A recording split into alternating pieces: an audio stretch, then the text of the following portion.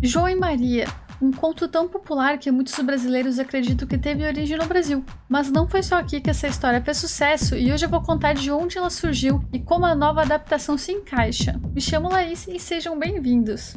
João e Maria é um conto de fadas publicado a primeira vez em 1812 por Jacob e Wilhelm Grimm. Os irmãos Grimm ficaram mundialmente famosos por seus contos infantis que quase sempre levavam uma pitada de clima sombrio. Eles eram alemãos e grande parte dos seus contos eram histórias contadas oralmente para crianças há muitos anos. A tradição de contar histórias é uma das primeiras formas de fazer literatura e foi praticada no mundo todo. Antes mesmo da palavra escrita, as pessoas já contavam histórias umas para as outras. Então o que os Grimm fizeram foi redigir essas lendas e folclores. Por causa disso, é quase impossível sabermos exatamente quando essas histórias foram criadas, ou quais as suas primeiras versões, já que cada um que conta pode ir modificando um pouco. Para a gente se situar melhor, eu vou contar a primeira versão escrita de João e Maria.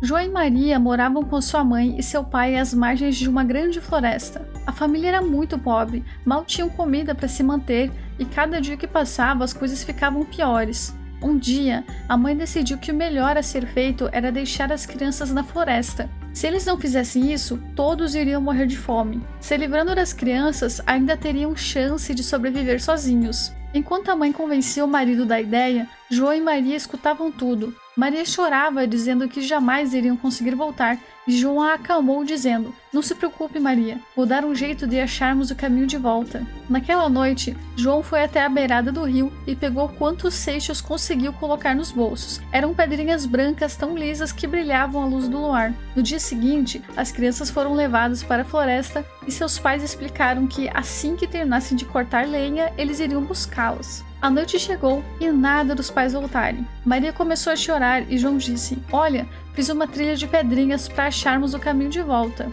Com a lua brilhando alto no céu, um caminho de seixos brilhantes se revelou. João havia largado discretamente durante todo o trajeto. Assim os irmãos acharam o caminho de volta, para a surpresa dos pais que juravam que eles jamais sairiam da floresta. A mãe ficou curiosa, dizendo que no dia seguinte eles tentariam de novo, e dessa vez levariam as crianças para ainda mais longe no coração da floresta. O pai não queria abandonar os filhos de novo, mas acabou sendo convencido. João tentou sair de casa escondido para buscar mais seixos, mas a porta estava trancada e sua mãe os vigiavam de perto. Na manhã seguinte, a mãe partiu um pedaço de pão para cada filho e novamente eles seguiram para a mata.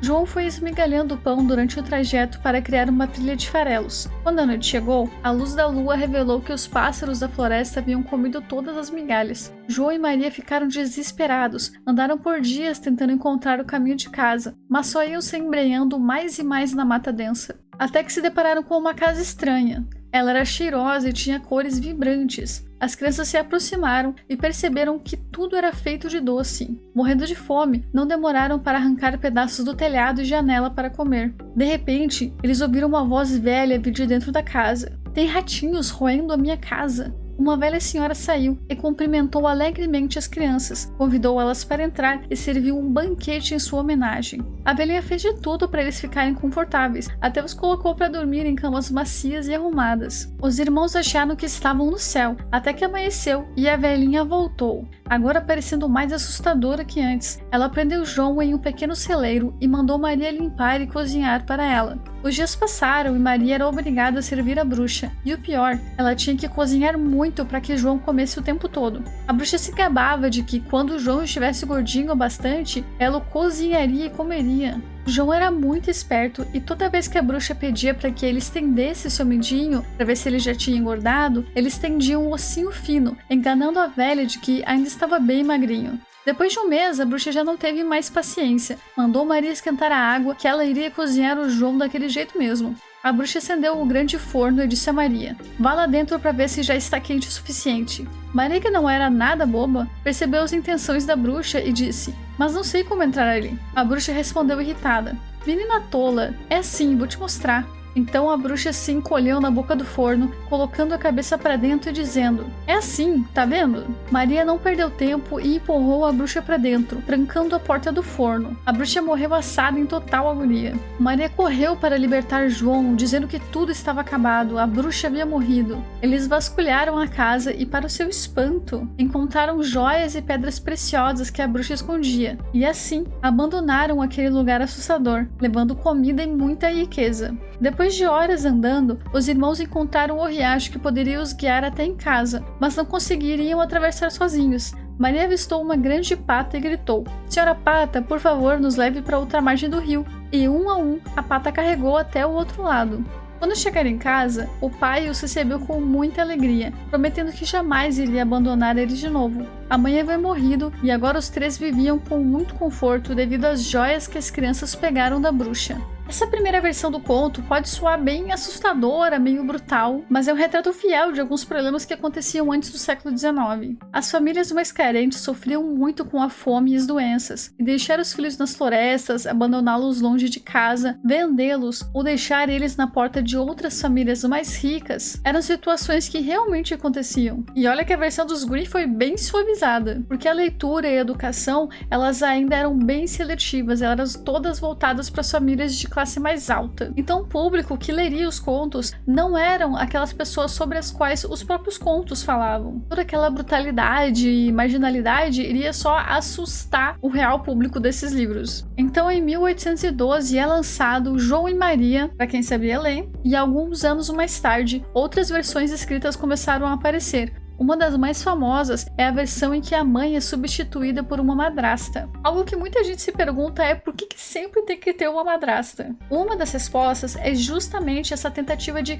suavizar um pouco a história. A ideia de que uma mãe poderia cometer atos terríveis com os próprios filhos era duramente criticada, principalmente pelas famílias mais conservadoras. Isso vem desde a época em que as ideias de santidade, maternidade e pureza eram associadas diretamente à mulher, defendendo que as mulheres têm que ser mães perfeitas, mesmo sendo mães de primeira viagem, como elas já nascessem sabendo o que fazer perfeitamente. Muitos contos e folclores, eles foram suavizados depois que essa onda puritana atingiu o mundo, principalmente alguns países da Europa. Por isso, muitas famílias só deixaram seus filhos e até as suas mulheres terem contato com essas histórias depois dessas modificações. E assim, milhares das versões das histórias que nós temos hoje têm uma madrasta ao invés de uma mãe biológica. Mas felizmente hoje a gente evoluiu e podemos aceitar que mães biológicas também podem ser horríveis.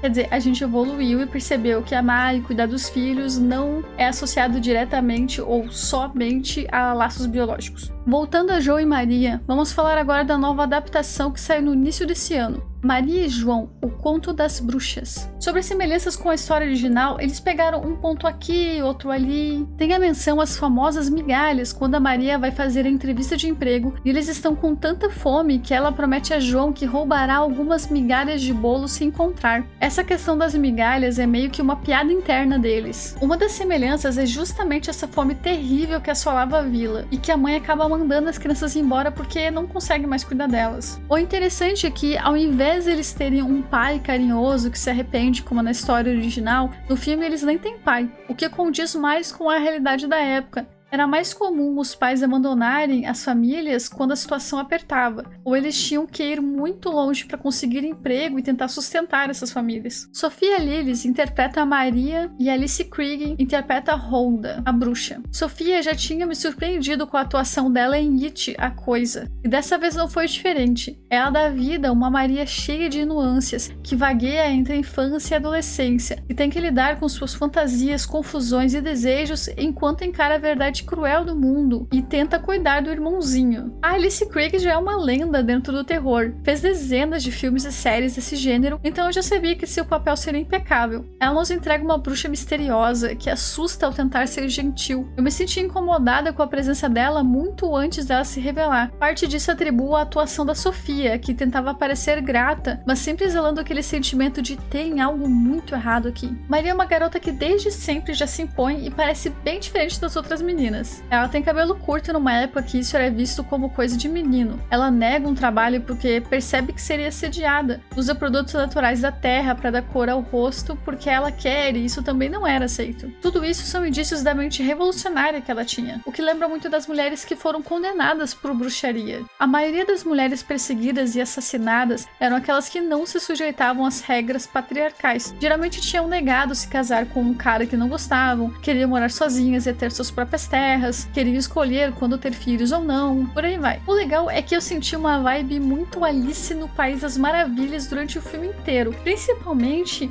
quando a Maria tá tentando falar com as coisas que naturalmente não deveriam responder, né? Ela fala com cogumelos e jura que esses cogumelos responderam ela. Basicamente é uma coisa que acontece no País das Maravilhas, porque qualquer coisa que você fale pode ser que te responda de verdade, e tudo bem, porque lá faz sentido. No filme isso é encarado como parte da magia dela, mas quem sabe isso não faça parte da magia de todas as crianças que exercitam a imaginação. E outra referência ao País das Maravilhas é justamente quando eles comem esses cogumelos e passam a enxergar coisas estranhas e achar tudo muito engraçado. Outra referência a Alice é quando a Maria precisou se encolher para passar por uma portinha pequena. E logo que ela passa, se vê em um cômodo gigante que não parece que foi feito para um ser humano. E também teve a parte do olho mágico.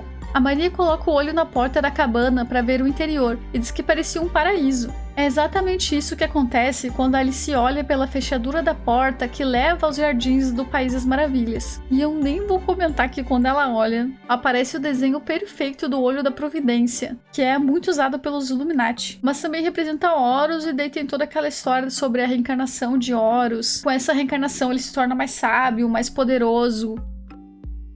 Talvez a Maria seja uma reencarnação?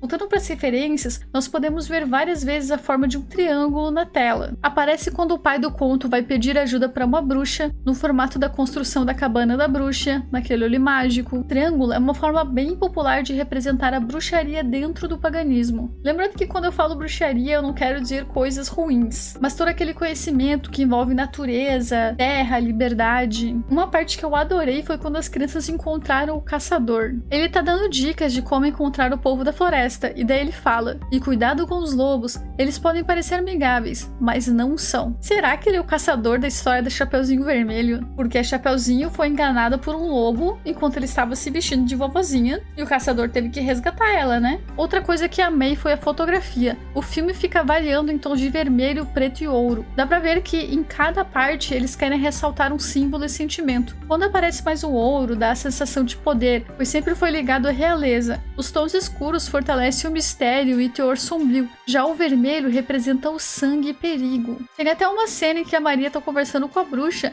e a bruxa tá iluminada por uma luz dourada, sendo o símbolo do poder da sala. Já a Maria está num tom de vermelho, talvez representando o sangue novo e o despertar, porque ela ainda não passou pela provação de sangue. Também pode sugerir o laço sanguíneo com seu irmão que ela ainda não rompeu. E quando a Maria olha pelo olho mágico, ela aparece vermelha, e quando o olho da Providência é representado desse jeito, significa perigo e atenção, meio que dizendo, essa casa parece legal, mas não é, corre. Todo o terror do filme gira em torno da tensão, o que me lembrou um pouco o filme A Bruxa, que não tinha jumpscare ou grandes cenas de perseguição e assassinato, o que foi suficiente para muita gente não gostar. E eu não vou entrar muito nessa questão, porque eu já tô meio cansada de falar que o susto não é a única reação que o terror pode trazer, e na verdade o susto é o recurso mais básico dentro do terror. Eu gosto bastante, mas não é isso que define se o terror é bom ou não. Uma coisa legal de citar também é que eu vi muita gente comentando sobre essa troca de ordem dos nomes no título.